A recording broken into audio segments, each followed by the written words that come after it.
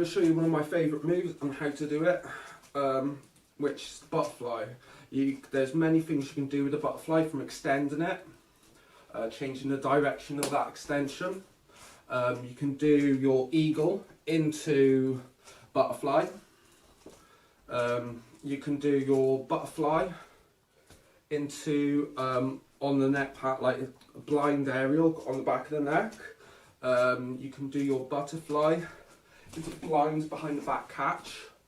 There's so many different variations of butterfly that you can do and different moves you can put in with it.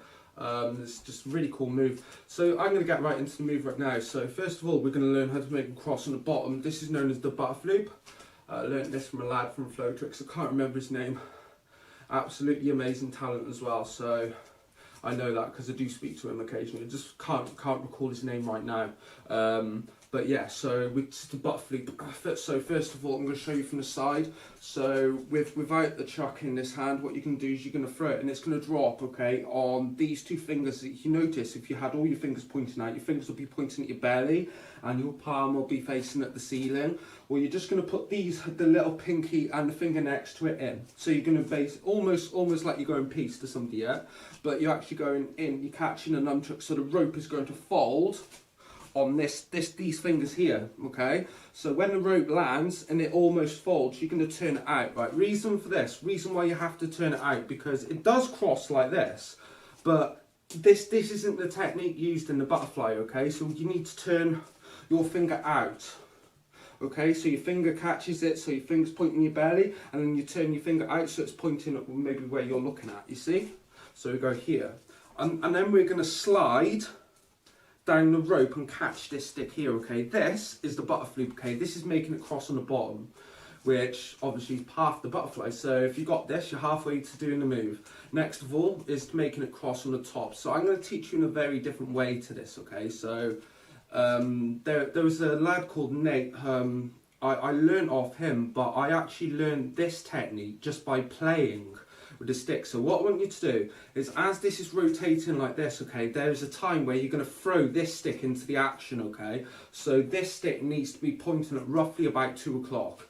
Anywhere else on the clock, these are going to collide, okay? So that is when they're at the furthest, you see? So if it's pointing there, it's out of the way, okay? But if it's pointing here, do you see? It's going to collide with the stick, and you don't want that. And that's the main problem with people actually learning the butterfly, is the sticks actually colliding into each other.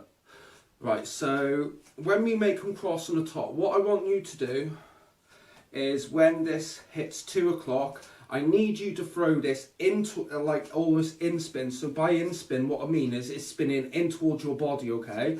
So this is going to be spinning in towards your body. So when this hits there, you're going to throw this into the motion, okay? And that is going to cause a few butterflies. If you've never done this move, you should roughly get about 3 before you'll lose momentum and it might tie around your fingers. But that's fine, that's perfectly fine, okay?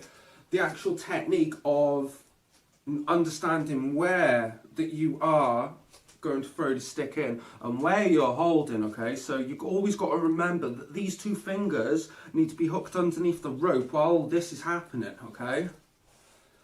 So the actual technique of it is literally like, it's like you're knocking on a door.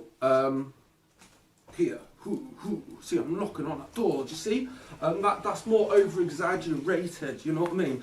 But it's just a subtle flick of the wrist, and then you're rotating it back, so it's like this. And then when you get good at it and you understand that it's just in the rotation of your wrist going like this, and then resetting it, okay, like this, and resetting it. As soon as you understand that is just the technique that is involved, you should be able to do many butterflies in a row. And also you crack on those variations that I showed you in the beginning. Thanks very much, guys, and I'll see you.